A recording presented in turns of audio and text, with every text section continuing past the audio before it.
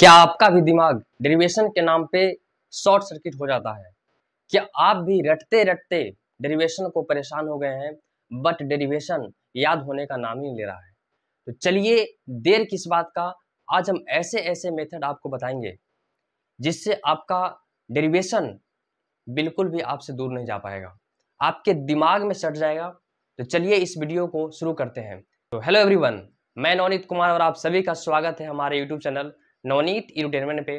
तो चलिए इस वीडियो में हम बताएंगे कि आप किस तरीके से डेरिवेशन को याद करेंगे, या मैंने किस तरीके से डेरिवेशन को याद किया था कि मैंने बिहार बोर्ड से स्टेट टॉप किया था। तो चलिए इस वीडियो को शुरू करते हैं। तो सबसे पहले हम डेरिवेशन को पार्ट वाइज उसको तोड़ देते हैं। सबसे पहले देखिए, कोई भी डेरिवेशन होगा तो डेरिवेशन में आपको थ्योरी समझना पड़ेगा कि इस डेरिवेशन में कौन से थ्योरी का यूज हुआ है। उस थ्योरी से रिलेटेड आप क्वेश्चंस को पढ़िए और देखिए कि इसमें से कौन सा डायग्राम बनने वाला है, क्योंकि आप मैक्सिमम थ्योरम में देखिएगा कि उसमें डायग्राम का यूज किया जाता है। तो आप क्वेश्चंस को समझकर आप डेरिवेशन मतलब फिगर को, डायग्राम को समझने का प्रयास कीजिए। इस डायग्राम को हम कैसे बनाएंगे, ठीक है। सबसे पहली बात है कि आप इस डायग्राम को समझ गए तो आप समझिए कि आपका मैक्सिमम काम आपका इजी हो गया है। इसके बाद आप समझिए कि इसमें कौन सा थ्योरी यूज हुआ है, ठीक है। यदि आप थ्योरी को समझ जाते हैं तो इससे रिलेटेड आप समझ पाएंगे कि हमें कौन सा फॉर्मूला इसमें यूज करना है, ठीक है। पहली बात हुआ कि आप पहले डेरिवेशन मतलब क्वेश्चंस को देखकर उसके डायग्राम को समझिए।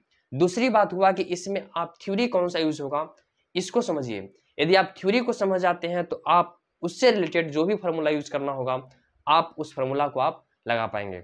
और इस डेरिवेशन में क्या होता है कि आपको बेसिक मैथ्स आना चाहिए, जैसे डिफरेंशिएशन हो गया, अवकलन हो गया, इंटीग्रेशन हो गया, समाकलन हो गया।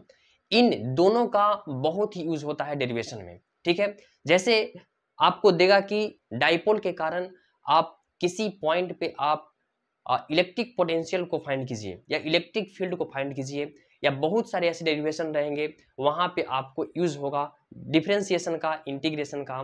मतलब मैक्सिमम डेरिवेशन में इन दोनों मैथ्स के बेसिक कॉन्सेप्ट का आपको यूज करना पड़ता होगा। तो आप सबसे पहले आप डिफरेंशिएशन को, इंटीग्रेशन को आप अच्छे से कंप्लीट कीजिए, उनको समझने का प्रयास कीजिए कि इसका डिफरेंशिएशन क्या होता है, इसका इंटीग्रेशन क्या होता है। यदि आप मैथ्स को, इन दोनों पार्ट्स को आप कंप्लीट कर लेते हैं तो आपका डेरिवेशन वाला पार्ट इजी हो सकता है। और देखिए, डेरिवेशन को आपको रटना नहीं है, आपको सबसे पहले थ्योरी समझना है, उसके डायग्राम को समझना है, और जितने भी स्टेप्स हैं उनको आपको रटना नहीं है, आपको पेन पेपर लेकर उसको लिखना है, ठीक है।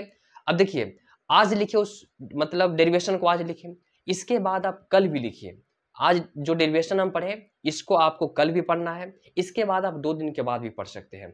और जब आपको लगता है कि नहीं हम डेरिवेशन को अच्छे तरीके से समझ गए हैं तो आप क्या कीजिए कि अपने दोस्त को बताइए कि देखो ये कैसे कैसे डिराइव किया गया है। यदि आप दूसरों को समझाने के लिए आप ट्राई करते हैं तो सबसे पहले आप समझेंगे कि हाँ कैसे ये डिराइव हुआ है।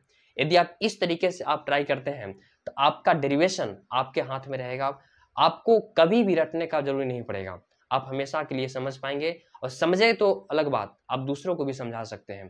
तो चलिए इस वीडियो को हम यहीं तक रखते हैं। यदि आपको भी कोई भी क्वेरीज रह गया हो या कुछ भी आप पूछना चाहते हैं तो आप इस वीडियो के कमेंट में आप कमेंट कर सकते हैं, हम आपकी सारी क्वेश्चंस का जवाब देने का प्रयास करेंगे। Thank you everyone.